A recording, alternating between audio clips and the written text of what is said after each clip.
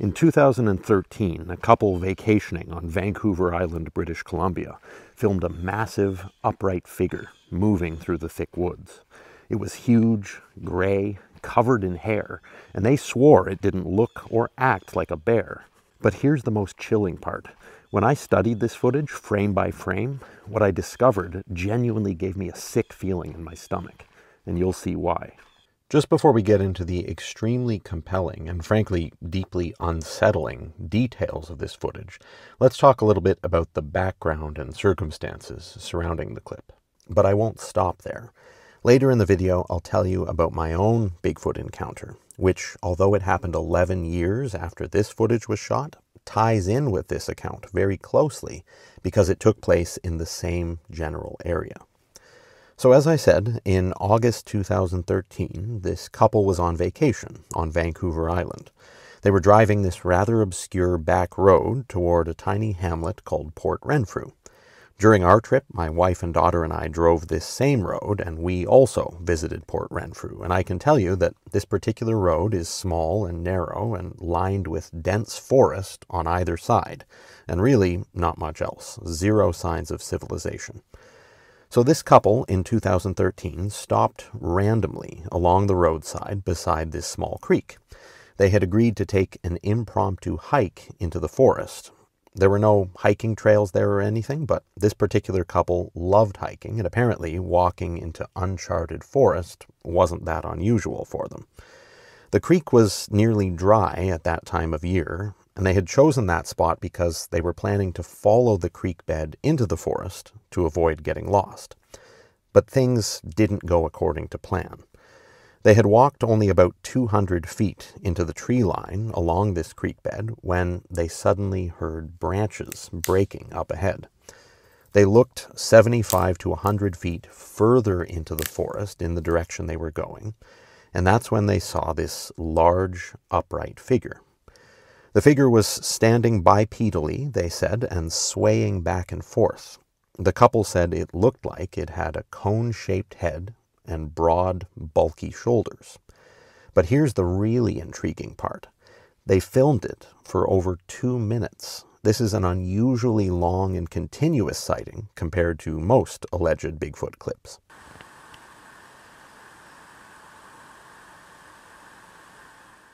Later, the man uploaded a follow-up video to their channel, Gulf Island Rock, describing the same details that we see in the clip and adding a lot of additional context. They stressed that in their opinion, this was not a bear. Wendy was ahead of me, and she turns around and she points. And I looked up into the distance, way in the distance. It was about 75 to 100 feet ahead of us. You could see something in the distance. At first we thought it was a bear, but it seemed more bipedal. So it seemed more upright. It appeared to have kind of a conish type head. By the way, if you're enjoying this type of content and you're tired of the shallow cookie cutter Bigfoot videos out there, then hit that subscribe button and notification bell for more truly paradigm shifting evidence. I've also recently launched a Cabin in the Woods Patreon page. It's the best place to connect with me and my deepest Sasquatch research directly. Now back to the analysis. So, what are the most compelling details about this footage? What paints the strongest picture of a Sasquatch? Well, first of all, we've got what looks very much like a conical head. The couple who captured the footage makes note of this, and it's pretty clear at certain points in the footage when you examine and scrub back and forth through these areas. You can see that sloping, cone-shaped head and the rather flat, somewhat horizontal forehead, very reminiscent of gorilla cranium shapes. We've also got what looks like a thickly muscled back and what really strongly appears to be a shoulder with the upper portion of what would be the creature's right arm hanging down out of view. There's also a point at which you can see what really looks a lot like facial details. If you look closely as the creature rotates here, in the context of this cone-shaped ape-like head, you can see what looks like a chin. You can see what may well be a nose, wide and flat, as is often reported in Sasquatch sightings. and what might even be an eye, or at least an ocular cavity. What I'm most struck by when I look at this is that not only does it look very much like a face on an ape-like conical head, but that face strongly resembles the face of Paddy, the subject of the famous Patterson-Gimlin film, particularly in this enhanced frame done by photo archivist Todd Gatewood. This is an undoctored frame, simply enhanced using the original visual information captured on Roger Patterson's camera. No AI was used in this restoration by Todd Gatewood. And look at the similarities, not just in facial features, but in overall shape, in impression, and in the fact that both Paddy and the subject of this 2013 footage from Port Renfrew appear to be turning their full bodies to look back towards the camera. And this is a common feature of purported Sasquatch sightings. When they turn to look back, they don't really have a neck, so they don't turn at the head. Their entire body turns, and you can see that clearly happening here. But there's a detail that I didn't notice right away as I was scrubbing through this footage, and frankly, this is the thing that unsettled me the most. If you look over here on the left-hand portion of the screen as I scrub through, you can see movement of the leaves and foliage. But the trouble is that movement is farther away from the main body of the creature than it has any right to be if this were a bear. And as I scrub back and forth here, to me, this looks very much like a very long left arm reaching out to the left of the creature's body into the foliage, agitating these leaves and branches for some reason. Maybe it was grabbing at something it thought would be food, maybe it's simply steadying itself or stretching its arm to relieve muscle tension, who knows. But there's a very clear, visible patch of white here that may well be the creature's hand draped down. And again, scrubbing through, even though this is very obscured by the foliage, there's a strong impression that there is a long left arm draped out to the side here. This is the sort of limb length and position that a bear would never emulate. But other creatures definitely would, like orangutans, for instance. But as creepy as the build and strong suggestion of a long primate-like left arm are in this footage, they're certainly not the only features that make it so compelling, because next we've got the color of the subject. The figure had this gray or silvery coat. Vancouver Island has black bears. Some people say that there are grizzlies in a few areas, but officially, grizzlies aren't a listed species on Vancouver Island. Now, a quick interjection here, because I just know that someone's going to try to start an argument with me in the comments section about the presence of grizzly bears on Vancouver Island. For the record, I'm not saying that grizzly bears never set foot on the island. I'm just saying that they're rare. While we were visiting, locals even told us that occasionally grizzly bears will swim across from the mainland to the island's northern tip, although they never stay very long and always in very small numbers.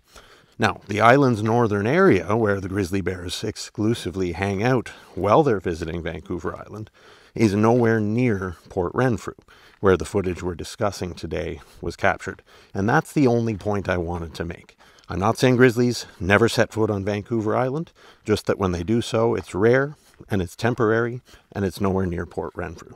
Black bears are absolutely the predominant bear species there. And black bears are, predictably enough, almost always black. Sometimes they come in other colors like cinnamon, but gray is extremely unusual. Then there's the size impression. The couple, who had seen many bears before in their various hiking adventures, said that this looked considerably bigger than any black bear, even one standing on its hind legs, which, again, this subject clearly was. There was actually kind of a musty smell, wasn't there? Mm-hmm. It wasn't strong. I would say it was kind of subtle. I don't know if bears stink. I mean, somebody says, oh, it was a black bear. I don't think it was a black bear. I've seen black bears before. No, it wasn't black. It didn't. It seemed quite big. And she's looking through the camera and zooming in on this thing. Mm-hmm. I'm seeing it from a distance, but it appeared to be quite big, and it seemed to have shoulders on it. That's what it looked like to me. So the next compelling details about this footage are honestly pretty shocking. But just before we get to those, I want to take a minute and tell you about a really cool book I read recently. It's called The Book, The Ultimate Guide to Rebuilding Civilization. You know, I almost never do sponsorships. I've turned down at least 20 of them in the last few months because, honestly, most of the products don't feel worth your time. And I don't want to waste mine either. But I gotta say, this book is different. I was honestly blown away by it. It's basically like a physical version of the internet. All the practical knowledge you'd ever need if you had to start everything from scratch. Everything from finding water, food, and shelter to building, tools, understanding machines, even music, poetry, microscopes, you name it. It's the full arc of civilization laid out in one place. And the thing is, it's not just some dry encyclopedia either. The illustrations are incredible, beautifully detailed, clearly done by hand, but with just enough quirkiness that flipping through the pages feels really fun. Honestly, it's entertaining as much as it is useful. And on top of that, the creators have built puzzles right into the book, little hidden codes and challenges tucked away in the margins. So if you're into solving mysteries, and I'm guessing if you watch this channel you are, then there's another layer of adventure in this book as well. So if you want to check it out for yourself, head over to the link in the description or pinned comment. And if you use my promo code, CabinInTheWoods10, you'll get 10% off your copy of the book. Now, let's get back to analyzing the Port Renfrew Bigfoot footage. The build of the creature suggests squared shoulders and a barrel chest, not the narrow, sloping shoulders of a bear standing up. Even grizzly bears standing up, which again, don't live in this area, have narrow shoulders. They don't have this broad bodybuilder bulk to them in their upper body. Then there's the behavior. The subject remained upright continuously for over 2 minutes as the couple filmed, while gently swaying back and forth. And M.K. Davis has released a great stabilized version of this clip that really highlights that side-to-side oscillation of the subject. The United States Forest Service explains that black bears do stand briefly on hind legs to, quote, get a better look or pick up your scent. The United States Park Service adds that, quote, a standing bear is usually curious, not threatening. So, in other words, these are short-lived behaviors that don't account for minutes-long bipedal swaying. To me, it didn't seem like a bear, and and to her as well, and it disappeared. It just, that's why she stopped videotaping, and once it got out of sight, we got out of sight. Yeah. We left fast, and we were quiet. We were very quiet. It didn't hear us, thank God, whatever it was. Because we didn't know what it was. We didn't know what it was. Yeah, Speaking of the creature's movement, the motion type is oscillation, and this closely matches a documented great ape behavior. Primatologists like Jane Goodall and Diane Fossey have documented rocking or side-to-side swaying in chimpanzees and gorillas when these creatures are agitated or uncertain. So again, the swaying is a well-documented behavior in known great apes, but not in bears. Next, we've got the ecological plausibility. This area, and again, I can tell you from personal experience, having been there, is a dense, temperate rainforest. It has fairly mild winters, many salmon streams, lots of deer, berries in abundance, and plenty of cover. Exactly the kind of ecosystem where a large omnivorous primate could survive. And finally, we've got witness credibility. This couple's YouTube channel, Gulf Island Rock, has always been about gardening and beaches and vacations. No Bigfoot agenda before or after this event. In fact, they've only ever released 2 Bigfoot-related clips, the original footage of this creature and the man's follow-up explanation. That's it. They never tried to gain fame in the Bigfoot world or exploit the clip in any way. In the man's own words, we leave the decision of what this was to you guys. He's very clear about that. He's not trying to push any agenda. This is going to link in with Wendy's Bigfoot video, which we think could have possibly been a Bigfoot. We leave the decision to you guys. This low-pressure stance is consistent with authentic eyewitness psychology. Real witnesses describe what they saw and then move on, while hoaxers tend to oversell things. And finally, we've got the duration of the clip. As I said, this is over 2 minutes of sustained behavior, which places this footage into a category far more suggestive and intriguing than the typical fleeting blob squatch visuals. And once again, the common explanation given by skeptics that this was a bear standing on its hind legs doesn't really hold water because of the size, the color, the location, and the duration of this bipedal positioning. Now, let me tell you about the tie-in with my own Bigfoot encounter, which happened in September 2024, about 30 miles from where this couple filmed what they filmed, give or take. So a year ago, at the time of this video, in a small village called Shirley, BC, on the southern end of Vancouver Island, I was vacationing with my wife and daughter when a stone was thrown at my daughter and I. It came from a cliff-top forest where, in my opinion, no human could realistically even get to. And this stone, although small, was thrown with almost bullet-like speed. It hit this log we were climbing up with this resounding echo, very scary, very startling, very inexplicable, given the location from which it came. Later that day, I heard this strange grunt, this almost human-like grunt, and yet not quite human-like, a bit of animalistic quality to it as well, in this thick forest near the cottage where we were staying. This was very near to where this stone had been thrown at my daughter and I.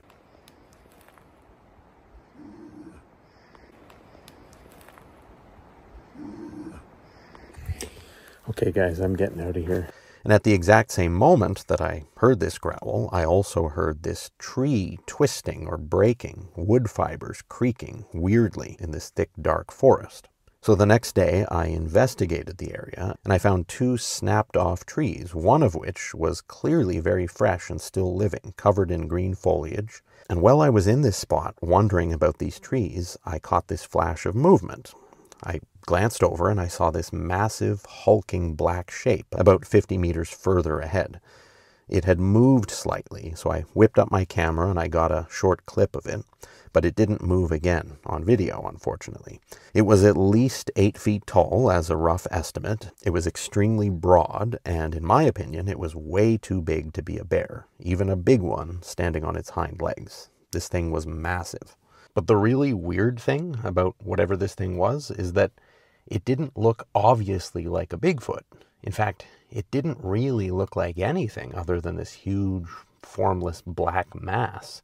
More than anything, it kind of looked like a root ball from a tipped-over tree, except that I had definitely seen it move and knew that it was alive. But is that all the footage you got? Come on, man. That's the question I always get in some form in the comment section when I talk about my encounter and share the visuals I captured. And honestly, fair enough. You come to this channel, you see a guy who's interested in uncovering the truth about Bigfoot, and his own encounter only involves this short clip and nothing else. But keep in mind, at the time, I wasn't a Bigfoot hunter. This is the event that led me to go down this rabbit hole. So, yes, I ran away after getting this footage. I'm not ashamed to admit it. Ask yourself honestly how you would react if you saw this 8 to 9 foot tall, hulking, almost formless black mass that absolutely, beyond a shadow of a doubt, moved before your eyes and then stayed stock still, staring at you. It's not as easy to boldly walk up to such an entity as you might think if you've never experienced it. I just wanted to clear that up because, yes, I ran away, and no, unfortunately, I didn't get any closer visuals of what it is I saw. But there's always next time. Locals had already warned me, rather cryptically, about this particular forest, telling me to keep my wits about me if I took a walk in there, but they didn't really say why. But here's the part that I find most intriguing. Again, this was only 30 miles or so from the 2013 filming site of the footage I'm showing you here. The same forest corridor, and this shows continuity of Sasquatch activity over time. And by the way, this couple and myself are not the only people to report Sasquatch activity in this area of Vancouver Island. Not by a long shot.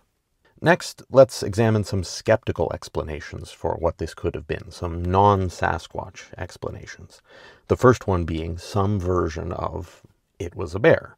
Now, before I get into the details of this explanation, let's point out the fact that in order to reasonably hypothesize that this subject was a bear, we have to completely ignore the fact that there is this visible foliage agitation far to the left of the creature, which, as I pointed out, I believe, based on the flashes of white we can see through the leaves, is a long extended arm, a great ape-like arm. Bears don't have limbs that long or hold them in that position. But moving on. The first bear explanation skeptics like to give for this particular clip is that this was simply a glacier-colored black bear. Glacier black bears are this rare genetic variety of black bear that has this gray or silvery color to their fur. And I have to admit, the color of these creatures is a fairly good match to what we see in the footage. But a few things to keep in mind. First of all, the United States National Park Service says, quote, glacier bears are a rare gray color morph found only in northern southeast Alaska and a small portion of western Canada. Now, to be fair, Vancouver Island is a small portion of western Canada, but the main point here is that this color variation of the black bear species is rare. The odds of just happening across one as you take a random walk in the bush are extremely slim. But again, this is not the only opinion that's been given on the matter. According to the Alaska Department of Fish and Game, quote, the rare blue or glacier phase is most commonly found in the Yakutat area. In other words, not Vancouver Island. So even if we hypothetically say that such a bear existed in Port Renfrew, the behavior of the subject doesn't match. According to the United States Forest Service, quote, a bear may stand on its hind legs to get a better look or pick up your scent. So yes, they do occasionally exhibit bipedal behavior, but this is brief curiosity, not continuous great ape-like swaying for minutes at a time. It's just not how bears behave. And then we've got the size mismatch. We know that it is incredibly unlikely that what they saw was a strangely colored grizzly bear. If it was a bear at all, it was a black bear. And the North American Bear Center says, quote, a medium male black bear stands about 6 feet tall. Anything above 7.5 feet would likely be out of reach for this bear. And as a reminder, this couple has seen many bears, and they both had the distinct impression that this creature they filmed was bigger than the bears they've seen. Quite a bit bigger. Somebody says, oh, it was a black bear. I don't think it was a black bear. I've seen black bears before. No, it wasn't black. It didn't. Seemed quite big. But maybe you're not convinced yet. Maybe you still feel this is a bear. So to tie all this together, for this clip to be a black bear, it would have to be a rare glacier phase morph. It would have to be unusually large. It would have to stand bipedally for over 2 minutes, which isn't consistent with typical bear behavior. And it would have to be swaying back and forth like a great ape. The odds of all of this aligning in this exact location where this couple happened to take a spontaneous hike are astronomically low. The next skeptical claim is a classic among purported Bigfoot footage, and that is that it was a person in a suit. This is so ridiculous that I almost don't want to address it, but I will, for the sake of thoroughness. The road to Port Renfrew is a single narrow road, as I said, lined with extremely dense forest for many miles. I know, because I've driven it. There are few pullouts and no way to predict where hikers might stop. This was a spontaneous stop, so there's no way that a hoaxer could have timed or positioned themselves in that random patch of woods. So what's the bottom line about this piece of purported Bigfoot footage? Well, again, the witnesses had no connection to Bigfoot communities and never tried to capitalize or gain fame from the video. Their channel history is about everyday life, vacationing and gardening, not cryptid chasing. Their demeanor is also understated. They're not overselling this at all. We didn't know what it was. Yeah, I thought, oh my God, it's so you decide on the video, know. and like I say, leave your comments. And I find the comments interesting, whether they're the skeptics out there dissing it or the people that are giving it thumbs up. All right? So anyway, thanks for watching. So is there enough visual detail in this footage to form a firm conclusion? In one way, there's not. The subject is largely obscured by foliage, and although we can see what looks very much like a cone-shaped head and shoulders, a side profile view of this creature, we don't see legs or a whole lot of its body. So you might think it's difficult to say. But to quote Sherlock Holmes, when you eliminate the impossible, whatever remains, however improbable, must be true. So here are my closing thoughts about this footage. Is it a grizzly bear? That's impossible because there's no officially acknowledged resident population.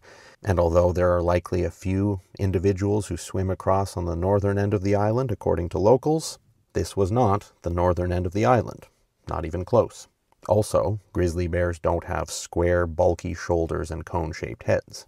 Is it a glacier-colored black bear, silvery grayish? These are extremely rare, and the behavior of the subject in the footage is inconsistent with known bear behavior. Could it have been a hoax? The logistics, the lack of motive, and the complete lack of evidence of a hoax all show us that that's a completely unfounded hypothesis. Add in the fact that coastal Vancouver Island is by all accounts the perfect potential habitat for Sasquatches, and also the witness credibility and the ape-like swaying behavior, not to mention the continuity of my own sighting and other sightings in the area, and the conclusion really is unavoidable. This was not a bear, this was not a hoax, it was a Sasquatch. So there you have it, a piece of footage which, even at first glance, is at the very least extremely intriguing. And when you examine all the details surrounding the footage and the testimony of the couple who captured it, it's downright unsettling and presents a very strong case for authenticity. Honestly, my skin is still crawling when I think of that conical head, that long reaching left arm, that shoulder, and that thick muscular back. There are things in the woods, folks, that people don't want us to know about. But anyway, let me know your opinion on this footage. Have I made a compelling case here, or are you still skeptical? Do you still think it was a bear or a man wearing a thick gray carpet? Either way, I'd love to hear what your thoughts are in the comments below. Thank you so much for watching this video. If you enjoyed it, please give it a like, share it with your family and friends, and subscribe to Cabin in the Woods. And I will see all of you in the next video.